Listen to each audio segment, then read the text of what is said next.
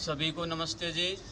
आज हम अपनी लाइव योग कक्षा में योगासन प्राणायाम के साथ विभिन्न हस्त मुद्राओं के महत्व के बारे में चर्चा करेंगे। जैसा कि आपको सभी को विदित है, योग के विभिन्न ग्रंथों में विभिन्न योग मुद्राओं की चर्चा की गई है। आदि भगवान महादेव शंकर वो विशेष मुद्रा में आपको दिखाई देंगे। महात्मा बुद्ध है, महावीर स्वामी हैं, जो बड़े बड़े योगी तपस्वी हुए हैं, वो सिद्धि के दौरान विभिन्न मुद्राओं में बैठे हुए दिखाई देते हैं। जैसे पूरा जो ब्रह्मांड है विभिन्न 5 तत्वों से बना है, ठीक उसी प्रकार से हमारा शरीर है वह भी विभिन्न 5 तत्वों से बना है। और जब शरीर में इन 5 तत्वों के बीच में असंतुलन हो जाता है तो विभिन्न प्रकार के शारीरिक मानसिक विकार हो जाते हैं और हमारे शरीर की जो ऊर्जा है वह अवरोधित हो जाती है। जब हम योग साधना के साथ साथ विभिन्न हस्त मुद्राओं का अभ्यास करते हैं तो हमारी जो अवरोधित शक्ति है, ऊर्जा है, वह अबाध गति से प्रभावित होने लग जाती है और हम विभिन्न शारीरिक और मानसिक व्याधियों से मुक्ति प्राप्त करके अपनी जीवन यात्रा को और तेज गति से आगे बढ़ाते हैं। तो हम इन मुद्राओं में चर्चा कर रहे हैं। उससे पहले हमारे जो हाथ हैं उनकी जो हाथों के अंदर अलग अलग जो हमारे तत्वों का, ये 5 उंगलियां हैं, अलग अलग तत्वों का परिचायक है। जैसे कि हमारा जो अंगूठा है ये है अग्नि तत्व का द्योतक है। इसके बाद दूसरी हमारी जो उंगली है उसमें वायु तत्व है। जो सबसे बड़ी जो उंगली है वह आकाश तत्व के प्रतीक के रूप में जानी जाती है। इसके बाद कनिष्ठ उंगली है वह पृथ्वी तत्व और सबसे जो छोटी उंगली है वह जल तत्व के रूप में जानी जाती है। जब इन मुद्राओं को हम एक दूसरे के साथ अटैच करते हैं, जोड़ते हैं, तो स्पर्श करते हैं तो एक विशेष मुद्रा बनती है।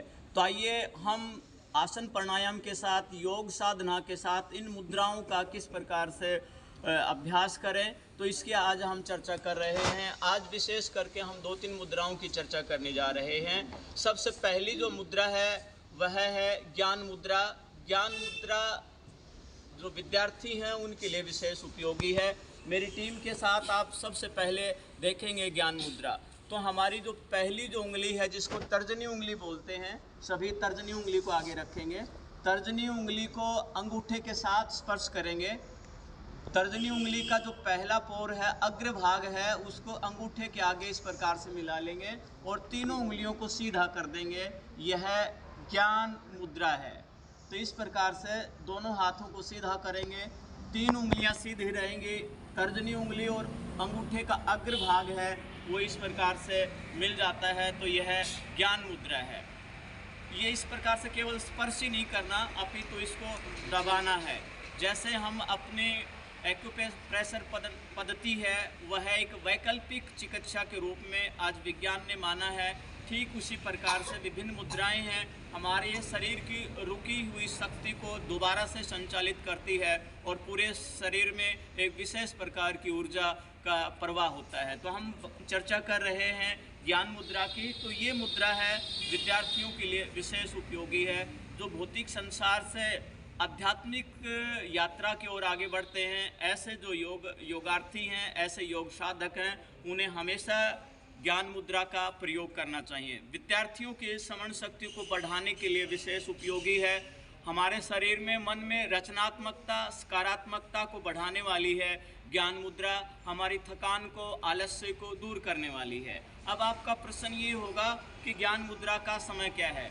ज्ञान मुद्रा हम किसी भी समय कर सकते हैं। जब हमारे पास समय है तो हम ज्ञान मुद्रा में बैठ सकते हैं। कम से कम हम 5 से 10 मिनट इसका अभ्यास लगातार करें और केवल इसको स्पर्श नहीं कराना है, अपितु इसको हमने थोड़ा सा दबाव देते रहना है। तो ये विद्यार्थियों के लिए विशेष उपयोगी है, ध्यानात्मक है, ध्यान को बढ़ाने वाली है, हमारे स्मरण शक्ति को बढ़ाने वाली है, शरीर में रचनात्मक सोच को बढ़ाने वाली है। तो आज हमने ये ज्ञान मुद्रा की चर्चा की। दूसरी जो विशेष मुद्रा है वायु मुद्रा। तो हमारी जो पहली जो उंगली है, तर्जनी उंगली को हमने अंगूठे के मूल में लगा लेना है। अपनी तर्जनी उंगली को हमने अंगूठे के मूल भाग में लगा लेंगे और 3 उंगलियां इसमें सीधी रहेंगे। इसे वायु मुद्रा बोलते हैं। जैसे कि इसका नाम है, वायु हमारे शरीर में वायु से संबंधित जो विकार हैं उनको दूर करने वाली है वायु मुद्रा।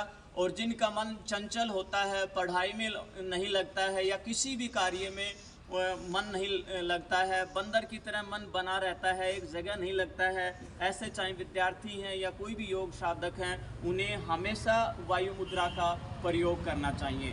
वायु मुद्रा के प्रयोग से हमारी जहां थकान दूर होती है और शरीर में कहीं भी वायु का अवरोध होता है, उसको संतुलन करने में यह विशेष उपयोगी मुद्रा है। तो आज हमने अपनी योग कक्षा में 2 मुद्राओं की चर्चा की है और उनके लाभ की चर्चा की है। एक और तीसरी जो मुद्रा है उसके हम चर्चा करने जा रहे हैं, जिसका नाम है सहज मुद्रा, जिसमें हम सहज भाव से बैठते हैं और कभी भी हम इस अवस्था में बैठ सकते हैं। तो सहज मुद्रा में हमारे सारी जो उंगलियां हैं उनके अग्रभाग को इस प्रकार से मिला लेते हैं, इसे सहज मुद्रा बोलते हैं। सहज रूप में हम कई बार देखे होंगे, कोई बड़े जो सेलिब्रिटी हैं वो इस प्रकार से आपको विशेष मुद्रा में देखे जा सकते हैं। योगी लोग भी इस प्रकार से बैठते हैं जब वो ध्यान में होते हैं सहज अवस्था में। तो सहज मुद्रा में हम सभी उंगलियों के अग्रभाग को इस प्रकार से मिला लेते हैं। हम ऐसे भी हम बैठ सकते हैं। तो इस प्रकार से अग्रभाग को मिला करके इनको बराबर प्रेस करते रहते हैं। इसका भी कोई निश्चित समय नहीं है, आप दिन में किसी भी समय इसको कर सकते हैं।